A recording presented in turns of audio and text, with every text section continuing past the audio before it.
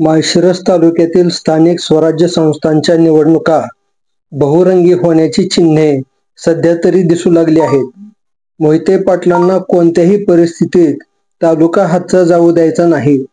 सातपुतेंना ऐनकेन प्रकारे तालुक्यात पाय रोवायचे आहेत. या दोन दिग्गजांच्या साठमारीमध्ये अनेक छोटे पक्ष आपला चंचू प्रवेश होतोय का याची वाट बघत आहेत. त्यामुळे माळशिरस तालुक्यातील सध्याचे निवडणुकीचे वातावरण बहुरंगी लढतीचे दिसत आहे. सध्या राम सातपुतेंची हवा जोरात वाहत आहे.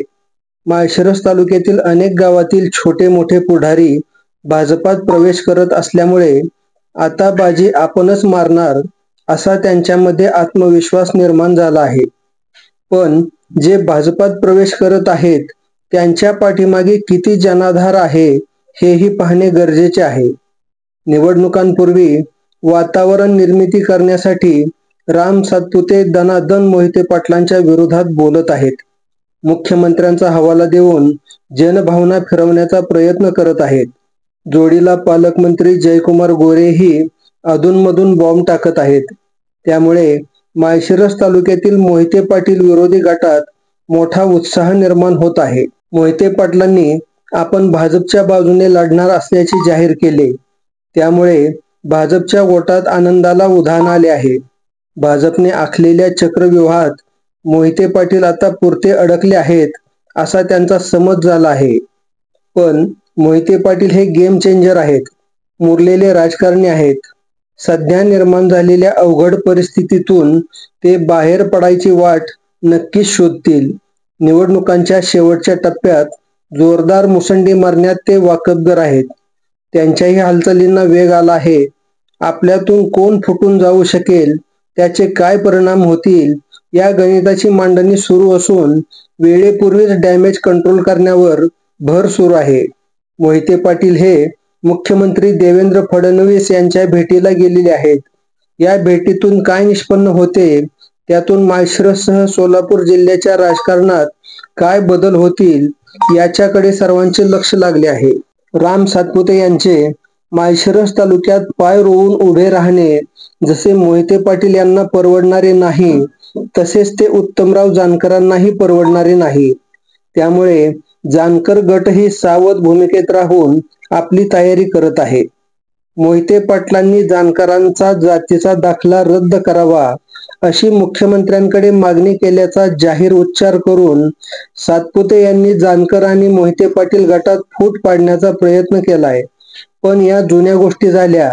आता मोहिते पाटील आणि जानकर मागील सगळे विसरून एक झाले आहेत.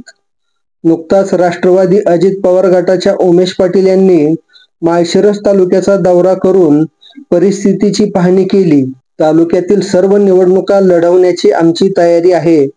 प्रत्येक जागेवर देण्यासाठी आमच्याकडे उमेदवारही आहेत अशी त्यांनी घोषणा केली. जर आमच्या मित्र पक्षाने आम्हाला सन्मानाची वागणूक दिली तर आम्ही त्यांच्याबरोबर राहू आणि तसे झाले नाही तर आम्ही आमचा विचार करू असा इशाराही देण्यास ते विसरले नाहीत. भाजपचा मित्रपक्ष असलेल्या राष्ट्रवादी अजित पवार गटाने ही भूमिका घेतल्यामुळे इतर पक्षांनाही आता जोर चढला आहे. राष्ट्रवादी काँग्रेस शरद पवार गटाने अद्याप आपली भूमिका जाहीर केली नाही. पवार गटाचे खासदार धैर्यशील मोहिते पाटील हे सध्या परिस्थितीचे अवलोकन करीत आहेत.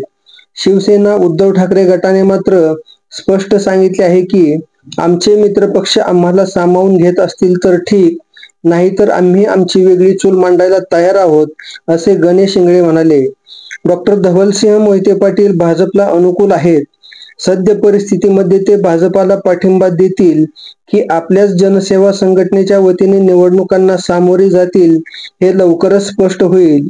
महाराष्ट्र विकास सेना पक्षाचे अध्यक्ष किरण साठे यांनी आम्ही स्वबळावर लढणार असल्याचे जाहीर केले आहे. रिपब्लिकन पक्षाला सोबत घेतल्याशिवाय माळशिरस तालुक्याचे राजकारण पूर्ण होत नसल्याचे तालुका सरचिटणीस रोहित सोरटे म्हणाले आहेत. जोगेंद्र कवाडे गटाचे सोमनाथ भोसले म्हणाले, आम्ही महायुती सोबत आहोत, पण आम्हाला समाविष्ट करून घेतले नाही तर आम्ही आमच्या कार्यकर्त्यांशी चर्चा करून पुढील भूमिका ठरवणार आहोत. शिवसेना एकनाथ शिंदे गटाचे राजकुमार हिवरकर यांनीही महायुतीकडे सन्मानपूर्वक जागा मागितल्याचे सांगितले. जर तसे झाले नाही तर आम्ही आमचा निर्णय घ्यायला मोकळे आहोत असे म्हटले आहे. आज टेंभुर्णी येथे शिवसेना उद्धव ठाकरे गटाची बैठक आहे. चंद्रकांत खैरे बैठकीला येणार आहेत. त्यांची काय भूमिका ठरते हेही पाहावे लागेल.